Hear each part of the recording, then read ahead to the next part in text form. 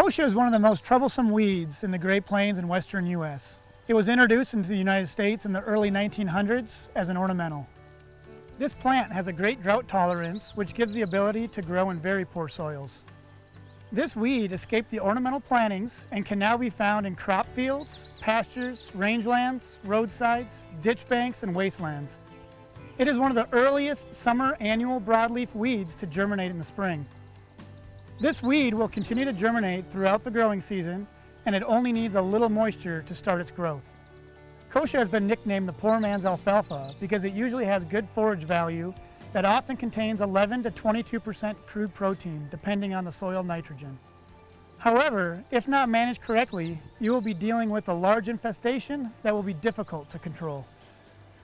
This weed can produce a nitrate toxicity and cause an accumulation of calcium oxalate crystals in the kidneys, which can cause kidney failure in cattle, sheep, and horses. Koshia can reach 6 feet tall, and it only reproduces by seeds, which will generally survive 1 to 2 years in the soil.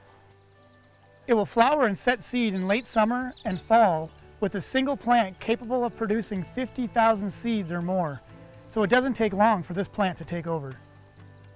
The seed spread by wind, water, equipment, and contaminants in hay. The seed is often spread after plant matures and become tumble-like weeds, dropping their seeds as they blow around. Koshia treatment includes integration of cultural and mechanical weed management practices and the use of diversified and effective control tactics with herbicide. Because it has an imperfect flower, it allows for the cross-pollination, which is a cause for the spread of herbicide-resistant plants. Because of this, the treatment needs to be an integrated approach, which will include hand pulling, tilling, and herbicide all before the plant goes to seed. The most important thing about invasive weeds is to educate yourself to protect the landscape for wildlife and future generations. If you think you have invasive weeds, contact your local weed district, extension office, or Department of Agriculture.